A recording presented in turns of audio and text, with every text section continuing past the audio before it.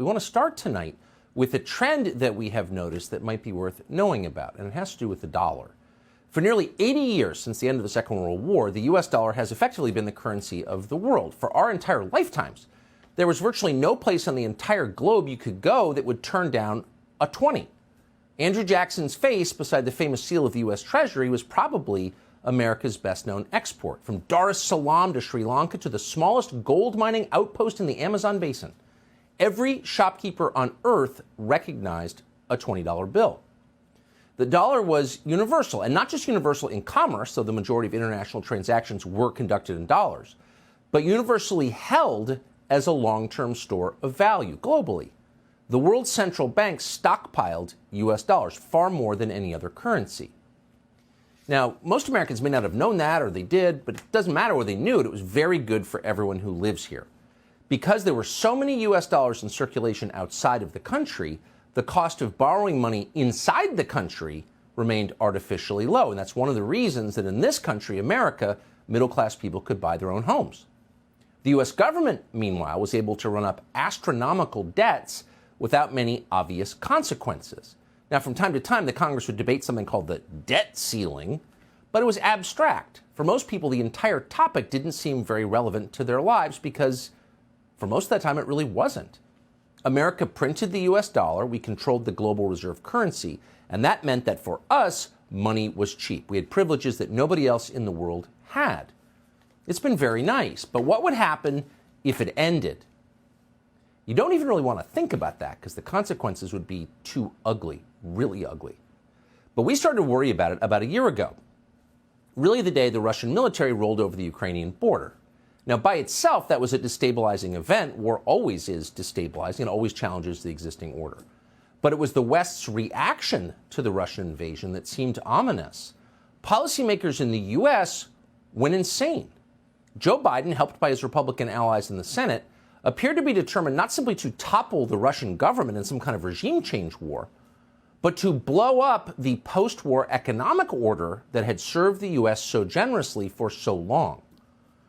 So we thought at the time that the real threat to our future wasn't just the billions we were sending to Zelensky. That was reckless, but probably not going to end America. The real threat was the unprecedented economic sanctions that Joe Biden was allowed to, in fact, encouraged to, impose. Those sanctions, you'll recall, were supposed to hurt Russia. But even in March of last year, it seemed obvious they were going to hurt the United States much more than they hurt Russia. Here's what we said 13 months ago. We should prepare to lose our position as holder of the world's reserve currency. That is happening in slow motion. It's unmistakable. Now, the Biden people seem to have no idea this is going on, or maybe they want it to happen. Joe Biden was up there at the State of the Union bragging about how he took 30 points off the Russian ruble in a single day. Hooray, good for us. But once we stop celebrating our win, the destruction of the Russian economy, they deserve it. You got to wonder, is there a downside to this? Could it be a Pyrrhic victory? Let's see. These policies have driven Russia, China, India, Turkey, and other countries to accelerate their flight from the U.S. dollar. Now, to be clear, that's the majority of the global economy. This may be the most reckless and destructive thing any American president has ever done to the United States. So that was last year, and at the time, it was really just yelling into the wind. Those views were considered absurd, even treasonous. All of us saw that happening, but you couldn't say anything because Russia, bad. We can't even watch their hockey teams. All right. But what do you think happened next as we were jumping up and down and talking about Winston Churchill? Well, smart foreigners, and there are some, believe it or not, started to dump the U.S. dollar. Why? Because the U.S. dollar was no longer a reliable store of value. Suddenly, it was a political weapon that could be wielded at will against anyone who held it. So what if you had a border dispute with one of your neighbors that the State Department hadn't authorized? Or what if you accidentally criticized transgender theology and irritated the Human Rights Campaign? Well, the U.S. government might denounce you as immoral and then confiscate all your money. Because they just did that with Russia.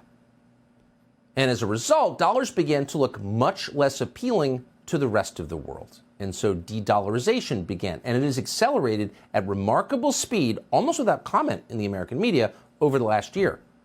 So Russia announced it will conduct business in Asia, Africa, and Latin America in Chinese currency. Brazil, which has a brand new government supported by the Biden administration, announced it will do the same thing. Brazil, largest economy in the hemisphere after ours. Pakistan is doing the same thing. That's a longtime U.S. ally. India and Malaysia, two of the biggest economies in the world, announced they'll be settling their trade in their own currencies, not the dollar. Even France, which we liberated, is using Chinese currency in a new liquefied natural gas trade. China and Saudi Arabia are now major business partners. And again, et cetera, et cetera, et cetera. This is happening around the world, and all of it is shutting out the U.S. dollar. And it's happening a lot faster than anybody could have predicted. And yet no one in Washington seems aware that it is happening. So if you wanted the rest of the world to trust your currency, the last thing you would do is use it as a weapon or print too much of it. Printing too much of your currency causes inflation, and that saps the value of the currency. No one wants to hold a currency that is worth less consistently every year. That's sixth grade economics, but Joe Biden can't be bothered with that. So he's printing more money. Here he is last week announcing another $10 billion check. Not for you or East Palestine or anyone in our country who needs it, but for foreign governments. And what will happen then? Well, all those dollars will come home. And the value of our currency will plummet even further. And that will lead to poverty across the United States. And that will lead to the typical political and cultural volatility that inevitably follows economic collapse. Disaster. And we've seen it before. Of course, you know the famous pictures from Germany in the early 20s. Banknotes and wheelbarrows. When I buy a cup of coffee, that'll be 30 pounds of currency. Kids playing with worthless stacks of Deutschmarks. That was called Weimar, the Weimar Republic. And that government collapsed because of hyperinflation. And then economic collapse led to communist revolutions across Germany and ultimately to, fill in the blank, the Nazi regime. That's well known. In fact, it's a cliche at this point. But here's the thing that nobody seems to remember. What brought on the economic collapse that set the world on fire? Does anyone remember that? Why did the German government blow up its own currency? Well, simple. The German government took on too much debt in order to pay for a pointless war. Yes, a pointless war did that. And if that sounds familiar, it's because exactly what we have done repeatedly for decades. We did it in Vietnam. We did it in Iraq. We did it in Afghanistan. And every time we got away with it because uniquely we held the world's reserve currency. But this time could be very, very different. A war against Russia will be the last war we can afford to fight.